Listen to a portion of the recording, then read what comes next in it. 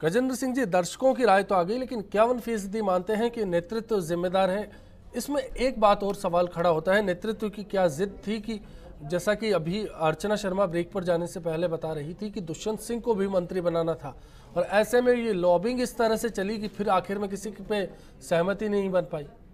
अर्चना शर्मा जी कुछ जो बता रही थी, उन्होंने कहा कि दुर्भाग्य है कि राजस्थान को नहीं मिला। मैं कहता हूं कि राजस्थान ने आप दुष्यंत आईना सिंह पर उन्होंने कहा कि आईना दिखा दिया। मैं ये कहना चाहता हूं कि राजस्थान ने कांग्रेस को, जो कांग्रेस के मेरे मित्र बोल रहे हैं जी, राजस्थान ने नहीं पूरे देश ने उनको उनके जिस प्रकार की राजनीति करते हैं उनके लिए आईना दिखा दिया। उन्हें उस पर ज्यादा चिंता करनी चाहिए, इस चीज की चिंता करने की जरूरत नहीं। गजेंद्र जी, दुष्यंत सिंह के लिए दिल्ली में चर्चा हुई और बाद में नाम नहीं आया।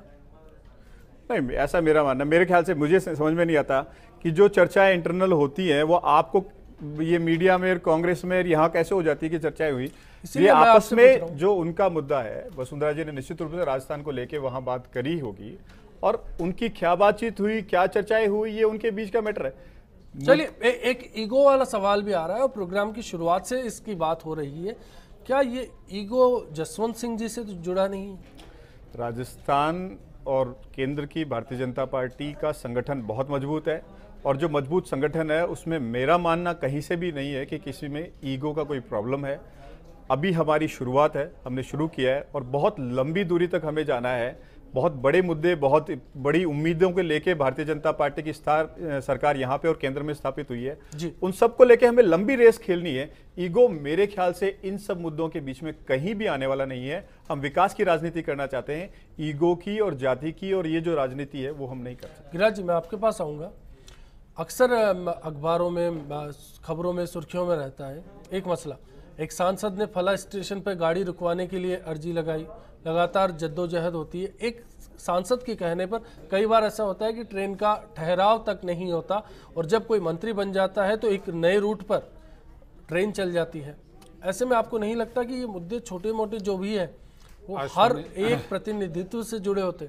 अश्वनी जी, इस प्रजातांत्रिक व्यवस्था में गजेंद्र सिंह जी जो कह रहे हैं वो एक तरह से फेस रीडिंग कर रहे हैं।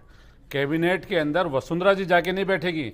केंद्रीय कैबिनेट की बैठक में राजस्थान का प्रतिनिधित्व करने वाला कैबिनेट मिनिस्टर जो है वो बैठता है, वो अपनी बात मजबूती से रखता है। जितने बड़े प्रोजेक्ट हैं, जितनी बड़ी योजनाएं हैं, वो केंद्रीय सरकार कैबिनेट बैठक तय करती है, उसके बाद वो स्टेटों में लागू होती है। जब आपका कैबिनेट में कोई प्रतिनिधित्व नहीं होगा तो योजनाएं आएगी कहां से, विकास होगा कहां से? आप बार बार जो विकास की बात कर रहे हैं, नरेंद्र मोदी जी पूरे देश के 542 सांसदों के इलाके की जानकारी तो रखते नहीं है, हर प्रदेश की जानकारी है नहीं। जब कैबिनेट में बोलने वाला कोई व्यक्ति होगा ही नहीं तो राजस्थान का विकास होगा कैसे? आज राजस्थान का प्रतिनिधित्व यदि कैबिनेट में होता, ये कह रहे हैं कि राजस्थान के अंदर जनता ने आईना दिखा दिया। आईना 2004 में आपको भी दिखाया था जब अटल बिहारी वाजपेयी जी की सरकार थी और गुड शाइनिंग इंडिया और फील गुड का नारा आपका था। राजस्थान का ऐसा नहीं है। और पिछले शासनकाल में राजस्थान का निश्चित रूप से जो 3-4 योजनाएं आई, बहुत बड़ी योजनाएं आई, और वो राजस्थान का कैबिनेट का जो प्रतिनिधित्व था उसके कारण आई। जनता ने मैंडेट दिया, उसको आप उससे जोड़ के मत देखिए कि साहब वो योजना आई उसके बाद जनता ने मैंडेट दे दिया, इनको ना खिलाफ फैसला आ गया। उसको आप प्रजातांत्रिक व्यवस्था से देखिए कि प्रजातांत्रिक व्यवस्था में जो कैबिनेट बैठती है उसमें जब तक आपका प्रतिनिधित्व नहीं होगा। आज राजस्थान का कोई सांसद है, यदि कैबिनेट में कोई मंत्री बैठा होता, वो सांसद उसे कह सकता था कि मेरे इलाके की ये समस्या है, आप कैबिनेट में इसको उठाना। आज कोई व्यक्ति है ही नहीं उठाने वाला, सांसद कहेगा किसको? अब क्या कहना चाहेंगे गजेंद्र जी आप? राजस्थान में जो मैंडेट जिसकी बात आप कर रहे हैं, पिछले शासनकाल में जिस प्रकार की बड़ी बड़ी योजनाएं और घोषणाएं इन्होंने करी है, वो कितना अमली जमा पहना के जमीन पे उतरी है वो जनता को पता है। इसलिए बड़ी बड़ी घोषणाएं और बड़े बड़े मिनिस्ट्री, इन सब से बातचीत होती है, इस सब से होता है। ऐसा नहीं है। एक उदाहरण मैं देना चाहता हूं।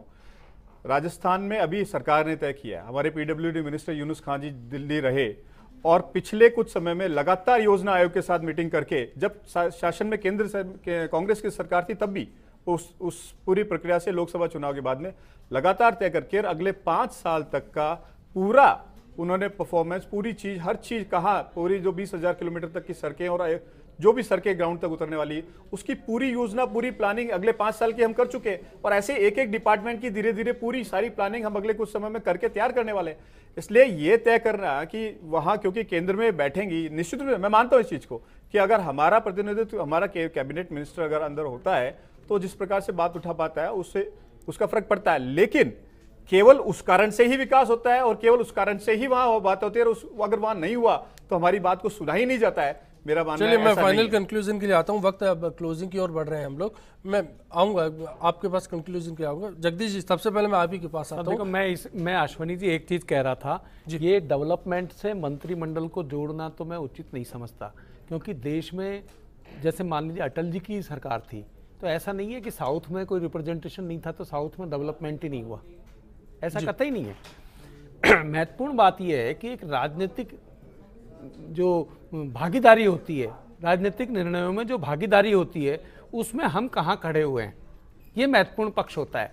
डेवलपमेंट तो होता है, और ये फिर मैं दोबारा कहना चाहता हूँ कि डेवलपमेंट के लिए राजनीतिक निर्णय शक्ति ही महत्वपूर्ण होती है, और वो राजनीतिक निर्णय शक्ति ही ये सब काम करवाती है। नाइंसाफी से जोड़ा जा सकता है। हाँ, इसको इंसाफी और नाइंसाफी की भी बात मैं नहीं करता है।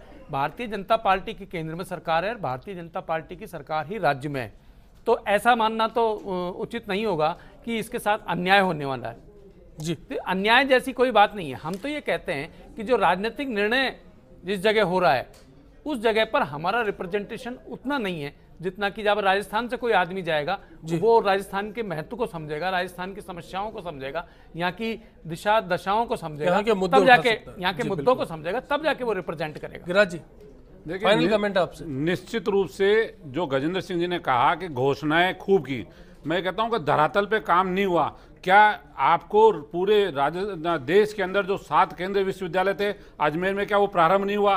क्या अंतर्राष्ट्रीय हवाई अड्डा आपको अजमेर में नहीं दिख रहा है? क्या रिफाइनरी आपको? दुर्भाग्य है अगर भारतीय जनता पार्टी का चश्मा ही अगर ऐसा है कि योजनाएं धरातल पे चलती हुई भी नहीं दिख रही है, तो इससे बड़ा इस प्रदेश का दुर्भाग्य नहीं हो सकता। मैं तो यही कहना चाहूंगा। भौर सिंह जी, आप क्या कहना चाहेंगे? नाइंसाफी, इंसाफ हुआ, आगे होगा, क्या तस्वीर लगती है? ये तो देखो क्या होता है कि राजनीति में अभी किसी चीज़ के ढकने के लिए यही आशा है कि साहब आगे कुछ होगा। जब अभी अच्छा नहीं हुआ तो आगे क्या अच्छा होगा, ये तो सोचने की बात है। क्योंकि अभी जो शुरू में और जगह 5-5 मंत्री दिए गए, तो क्या राजस्थान को 2 मंत्री नहीं दिए जा सकते थे? जिनके पास कम सीटें उनको भी कैबिनेट मिनिस्ट्री दी है। तो राजस्थान के साथ तो नाइंसाफ़ी हुई है, इसमें कोई दो राय नहीं है। और ये इंटरनल रिवेलरी है बीजेपी की, इसमें भी कोई दो राय नहीं है। चाहे गजेंद्र सिंह जी इतने बड़े नेता नहीं है जिनका दिल्ली से वो संबंध रहता हो, लेकिन ये इंटरनल रिवेलरी है भाजपा की, जो खुलकर के सामने आ जाएगी थोड़े दिनों के अंदर। क्योंकि राजनीति के अंदर जो चीज़ें चलती है ना, वो बाहर पक्की आती है, इसमें कोई दो राय नहीं है। तो थोड़ा दिन में जनता के सामने ऐसे में क्या लगता है, अगर ओवरऑल जनता मानती है, 51% लोग, दर्शक ऐसा मानते हैं, तो ऐसे में क्या कहना चाहेंगे कि आगे जब भी एक्सटेंशन होगा तब फिर पुरजोर तरीके से नेतृत्व अपनी मांग उठाएगा? इस बार जैसा प्रेजेंटेशन नहीं पहले मैं एक चीज और बात करना चाहता हूँ। वो मुद्दा आपने उठाया लेकिन उसके ऊपर कोई चर्चा नहीं हुई। दुष्यंत सिंह जी की बात की जा रही थी।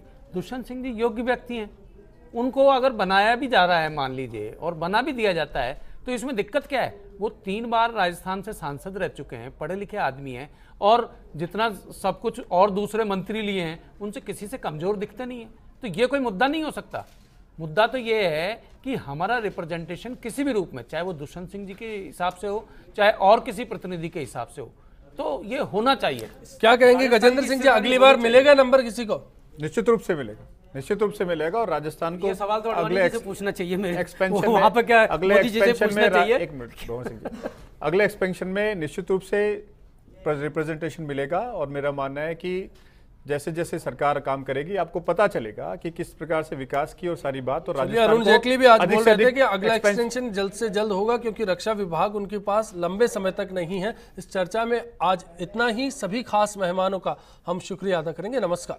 का अपमान है, ये कांग्रेस बीजेपी का मुद्दा नहीं है, स्टेट का मुद्दा है। और राजस्थान स्टेट से 25 MP आपने दे दिए और आपने 1 मिनिस्टर बनाया। अब स्टेट को क्या फायदा मिलेगा? बिना सोचे समझे इतनी बड़ी तादाद में वोट मिला, तो बीजेपी के लोगों को तो घमंड हो गया कि ये वोट तो अपने आप मिल रहा है। भारतीय जनता पार्टी के जो 25 MP जीत कर गए हैं, उनमें से कम 6 MP बनाए जाने चाहिए। कल तक जिन वसुंधरा जी को फ्री हैंड था, आज फ्री हैंड नहीं है। क्यों नहीं है? क्योंकि मोदी जी ये दिखाना चाहते हैं कि मेरी चलती है, मैं वसुंधरा जी के किसी की नहीं मानता। राजस्थान के अंदर राजस्थान भारतीय जनता पार्टी प्रधानमंत्री जी के साथ है, और अभी मंत्रिमंडल का स्वरूप छोटा बना है। उत्तराखंड, हिमाचल जैसे कई प्रदेशों को प्रतिनिधित्व मिला है। निश्चित रूप से ये विशेषाधिकार प्रधानमंत्री जी का है, और छोटे स्वरूप बनने के कारण राजस्थान को निश्चित रूप से आगे जब भी कभी मंत्रिमंडल का विस्तार होगा, राजस्थान को प्रतिनिधित्व मिलेगा। और राजस्थान के सारे सांसद मुख्यमंत्री जी ने निर्देश दिए, सारे सांसद प्रधानमंत्री के साथ हैं। जैसलमेर से हमारे साथ एक कॉलर है तिरपाल दास जी, लगातार संपर्क करने की कोशिश कर रहे हैं। बताएं तिरपाल जी, क्या कहना चाहेंगे? हाँ नमस्कार जी। मेरा कहना था, मैं आपके जो इसमें प्रोग्राम में देख रहा था तो मेरे मन में विचार आया कि हम पिछले 6-7 दशकों से क्षेत्रवाद, भाषावाद और इन भिन्न भिन्न प्रांतीय भावनाओं से हट करके इस बार जो है जनता ने एक नया मैंडेट दिया है जी। भाजपा को और मोदी जी को फ्री हैंड दिया है कि वो अपने हिसाब से काम करे।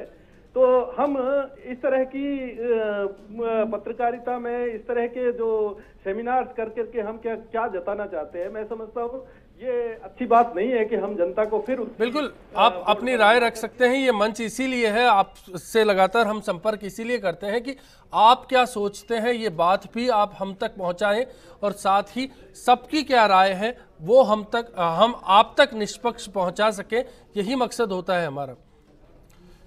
बात थी, प्रताप सिंह जी बोल रहे थे कि फ्री हैंड की बात थी वसुंधरा राजे जी को लेकर कि फ्री हैंड नहीं मिला क्योंकि जिस तरह से वो चाहती थी वैसा नहीं हुआ। दुष्यंत सिंह को लेकर उन्होंने काफ़ी कोशिश की, नहीं हुआ। नरेंद्र मोदी आखिरकार जो कर रहे हैं, क्या उससे निराशा नहीं है? फ्री हैंड बिल्कुल रहा है वसुंधरा जी के पास। राजस्थान में पिछले विधानसभा चुनाव कैसे फ्री हैंड रहा? अशोक परनामी कहते हैं कि उनको पता नहीं था कि निहाल चंद मंत्री बन जाएंगे। नहीं, ऐसा नहीं है, सब पता था। लोकसभा में जो डिस्ट्रीब्यूशन वो है वहां तक, और आखिरी अभी भी वसुंधरा जी को जो भी विकास के काम है उनमें बिल्कुल फ्री हैंड है ही। ये भाजपा की सिस्टम है। जो भी वहां के मुख्यमंत्री होंगे वो सारे होंगे, ये भाजपा का अपना एक काम करने की पद्धति है, काम करने का तरीका है कि उनको फ्री हैंड मिलता है और वो फ्री हैंड रहते हैं। ऐसे कैसे मोदी जी को फ्री हैंड दिया कि मोदी जी अपनी टीम सेलेक्ट करें और वो उसको परफॉर्मेंस करें। जी जगदीश जी, ऐसा है कि प्रदेश में ऐसा कोई चेहरा नहीं है जो नरेंद्र मोदी की टीम का हिस्सा बन पाए और उनकी परफॉर्मेंस में बाधा पैदा कर पाए। नहीं, मैं दूसरे तरीके से इसको देखता हूँ। एक जर्नलिस्टिक पॉइंट ऑफ व्यू भी हो सकता है या राजनीतिक पॉइंट ऑफ व्यू ज़्यादा महत्वपूर्ण है। विकास के काम के लिए फ्री हैंड मिलना एक अलग बात होती है और राजस्थान का रिप्रेजेंटेशन, अपना पॉलिटिकल रिप्रेजेंटेशन जो है उसमें पॉलिटिक्स करना, क्योंकि ये राजनेता हैं, ये कोई वहाँ डेवलपमेंट का प्रोजेक्ट लेकर नहीं गए अफसरों की तरीके से फाइल लेकर कि साहब इसको सैंक्शन करना है। ये राजनीति हो रही है और राजनीति करने में वसुंधरा जी कमजोर नहीं पड़ती हैं। मैं वही मुद्दा वापस उठाता हूँ कि राजनीति करने में वो कमजोर नहीं है। इस सब के बावजूद ऐसा कैसे हुआ, तो इसका मतलब कोई न कोई अंदरूनी बात कोई खास है जिसकी वजह से कि नहीं हो रहा है। राजस्थान में इतने बड़े बड़े नेता हैं, राजस्थान में इतने बड़े बड़े नेता हैं, इतना सब कुछ, और फ्री हैंड देने का मतलब कतई ये नहीं होता है कि वो सलाह मशवरा नहीं करें विद इन द पार्टी। आपको लगता है कि ये नरेंद्र मोदी ने खुद ही सेलेक्ट किया है सारा कुछ? ऐसा कतई नहीं होता है। जब एक संगठन की संरचना होती है और कॉमन प्रोग्राम के साथ सारे लोग मिलकर काम करते हैं तो सबकी राय से ही चीज़ें बनती हैं। ऐसा नहीं होता है कि नरेंद्र मोदी अकेले भारतीय जनता पार्टी ने कह दिया कि भाई आप जो चाहो वो कर लो, ऐसा कुछ नहीं है। सारे बड़े नेता, संसदीय बोर्ड है, पार्टी के संगठन के और पदाधिकारी हैं, उनके बहुत सारे एडवाइजर हैं, बल्कि मैं तो ये कहता हूँ कि अनुषांगिक संगठन भी उनके पास हैं बहुत सारे। जैसे कहा जाता है कि भाई आरएसएस से वो सलाह करते हैं, वैसे कहा जाता है कि और भी कई सारे जो इनके संगठन हैं उनके भी महत्वपूर्ण नेताओं से वो राय मशवरा करते हैं और उसके बाद एक दिमाग बनाते हैं। तो लोगों को आशा इसलिए थी कि विधानसभा में बहुत ज़बरदस्त मैंडेट मिला, ऐतिहासिक मैंडेट 163 आउट ऑफ 200, और लोकसभा में 25 की 25 सीटें दे दी, और फिर आपको ऐसा लगा कि नहीं आप इस लायक नहीं हो। कहने को तो गुजरात में भी एक ही मंत्री बनाया उन्होंने, लेकिन गुजरात ने प्राइम मिनिस्टर दे दिया, और क्या चाहते हो? जी बिल्कुल। लेकिन राजस्थान में न तो प्राइम मिनिस्टर है न कैबिनेट का मिनिस्टर है। स्मृति ईरानी भी गुजरात कोटे से बनी है, लेकिन सवाल यह है कि 12वीं पास स्मृति ईरानी मानव संसाधन विभाग संभाल सकती हैं, तो फिर क्या कारण है कि प्रदेश के तालीम पाए हुए अनुभव वाले सांसद परफॉर्म नहीं कर पाएंगे? गजेंद्र जी, किसने कहा परफॉर्म नहीं कर पाए? आपने कहा ना परफॉर्मेंस का मौका देना चाहिए, अपने हिसाब से टीम तैयार करनी चाहिए। हाँ, तो परफॉर्मेंस कैसे? क्या राजस्थान का कोई सांसद मंत्री बनता परफॉर्म नहीं कर पाता नरेंद्र मोदी के मुताबिक? नहीं, वो मुद्दा नहीं है, परफॉर्म नहीं कर पाएंगे। मेरे ख्याल से राजस्थान में जो सांसद चुने गए उनमें बहुत से और मैं मानता हूँ लगभग सभी योग्य हैं। कोई भी जिम्मेदारी दी जाए वो करेंगे, और वो निश्चित रूप से विकास की जो जिम्मेदारी सारे सांसद मिलकर करने वाले, वो आगे आप देखेंगे धीरे धीरे। मेरे जो मित्र हैं हमारे पत्रकार जी, उन्होंने जो एक बात कही जगदीश जी वैसा ने कि हर चीज में राजनीति, मतलब राजनीतिक एंगल भी उसका होना चाहिए। मैं कहना चाहता हूं कि पिछले कुछ सालों में जो ट्रेंड बन गया है कि विकास का या कोई भी मुद्दा हो और हर चीज में हम जिस प्रकार से राजनीति को लेके आ जाते हैं, वो राजनीति हर काम में अगर डालेंगे तो वो विकास के लिए बाधक होती है। और इसलिए तो आप इस बात से इत्तेफाक रखते हैं गजेंद्र सिंह जी? आप इस बात से, मुद्दा है उस विकास के मुद्दे पे जिस प्रकार से केंद्र की सरकार चलना चाहती है उसको चलने देना चाहिए। और हर आप चीज ये में मानते हैं कि राजनीति मंत्री बनाने या नहीं बनाने से कोई फर्क नहीं पड़ेगा, विकास होगा प्रदेश का? निश्चित रूप से। क्या कहेंगे भवन सिंह जी, ऐसा होता है कि अगर आपके प्रदेश से कोई मंत्री नहीं है तो भी उसके बावजूद प्रदेश में विकास की इबारत उसी तरह से लिखी जाएगी? जब कहीं पर कोई रिप्रेजेंटेशन आपका डेमोक्रेसी में अगर नहीं है, डेमोक्रेसी का मतलब क्या है कि सबकी आवाज़ तो जानी चाहिए ना। एक बहुत बड़ा प्रदेश राजस्थान जो है आज की तारीख में भौगोलिक दृष्टि से भी देखा जाए तो बहुत विस्तृत प्रदेश है, देश का सबसे बड़ा प्रदेश है आवाज वो जो है क्षेत्रफल के हिसाब से। आज उसका एक राज्य मंत्री बनाया जाना बहुत बड़ी जो है ठीक बात नहीं है ये प्रदेश के लिए। क्यों? आप एक तरफ विकास की बात कर रहे हैं तो विकास जब कोई प्रतिनिधि वहां मौजूद नहीं होगा आपका तो कैसा विकास करेंगे आप? आपका कोई बोलने वाला नहीं होगा प्रदेश का, क्योंकि आज राजनीति में जब तक आप कोई बोलेंगे नहीं, मांग नहीं उठाएंगे, पार्लियामेंट में आप सवाल राजस्थान से संबंध में खड़े करेंगे तभी तो जाके कुछ होगा ना, बाकी तो कौन सुनने वाला है? क्योंकि प्रधानमंत्री जी के पास तो पूरा देश है। मोदी जी कैबिनेट में राजस्थान का रिप्रेजेंटेशन कैबिनेट में नहीं होगा तो योजनाएं आएगी कहां से राजस्थान के लिए? कोई मुख्यमंत्री जी तो जाके ला नहीं पाएगी, रोज रोज जाके प्रधानमंत्री से मिलकर योजना ले आएगी। वो काम होता है वहां के मंत्रियों का। जैसे यहाँ मंत्री कुछ रहे राजस्थान के 5 अभी रहे तो योजनाएं लाए प्रदेश के अंदर, बहुत सी योजनाएं आई है, विकास उसी से संभव है। आज ये कह रहे राजनीति नहीं करनी चाहिए, हम बैठे राजनीति करने वाले लोग हैं।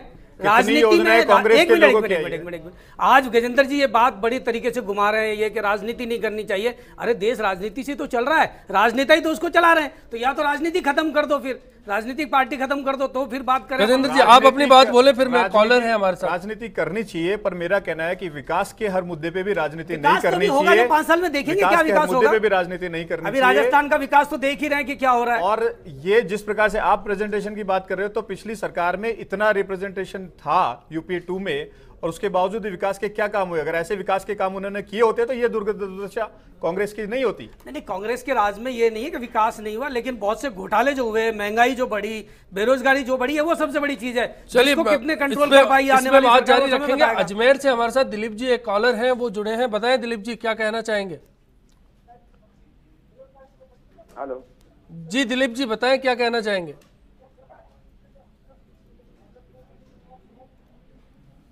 सर जी हेलो जी बताएं, अपने टीवी का वॉल्यूम कम कीजिए और बताएं। सर जी मैं ये कहना चाहता हूँ कि जो ये नीच राजनीति, अभी मैं प्रोग्राम देख रहा हूँ आपका जी, जो सर ये नीच राजनीति, ये जो नीच राजनीति जो कि आप बोल रहे हैं सर, आजकल नीच राजनीति कुछ होती है, आजकल पैसों से राजनीति होती है। आप देख लो टेलीविजन को मुफ्त में इतना वो करा, जब तो उनको देखना वो नहीं है, और आज भी एक चिन्ह को लेके बैठ जाते हैं और उसमें दिखाते हैं बार बार बार बार बार बार, तो लोग है ना जो अपने माइंड से कुछ सोच ही नहीं पाता कि क्या करना है क्या नहीं करना। जी जी बिल्कुल शुक्रिया।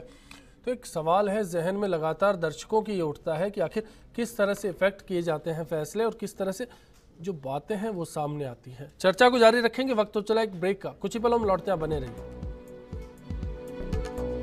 जैसा उन्होंने कहा शपथ लेने के पहले ही कि मुझे 10 साल दीजिए आप, 10 साल में हर क्षेत्र में, चाहे विकास के क्षेत्र में, चाहे महंगाई के क्षेत्र में, चाहे चीन और पाकिस्तान के प्रति नरमी के विषय में, चाहे देश के कोई स्वाभिमान के जो इश्यू हैं, सब पर भारतीय जनता पार्टी और एनडीए सशक्त भूमिका सरकार की निभाएगा। मैं समझती हूँ कि नरेंद्र मोदी जी ने राजस्थान की भारतीय जनता पार्टी के नेतृत्व को आईना दिखाने का काम किया है। सबसे बड़ी बात यह कि टारगेट जो था मिशन 25 वो लेकर के चले, वो उसकी सफलता उन्हें मिली। ऐसी अवस्था में उस लहर का फ़ायदा विधानसभा चुनाव में मिला और उस क्रम में लोकसभा चुनाव में जब इन्होंने टिकट दिए तो जिन लोगों को इन्होंने चयन किया और वो इस लहर में जीत गए, उनको नरेंद्र मोदी जी ने काबिल नहीं समझा। तो ऐसी अवस्था में नरेंद्र मोदी जी ने उन लोगों को इस लायक नहीं समझा कि उन्हें कैबिनेट मंत्री या राज्य मंत्री बनाया जाए। एक व्यक्ति का चयन किया तो मुझे लगता है वो तुष्टिकरण के तहत किया गया कि राजस्थान का भी प्रतिनिधित्व हो। और वसुंधरा जी की नाराज़गी तो यूँ भी स्पष्ट होती कि अपने पुत्र को मंत्रिमंडल में शामिल करवाना चाहती थी, उसको उनको भी अवसर नहीं मिला, तो ये भी उनकी नाराज़गी का कारण है।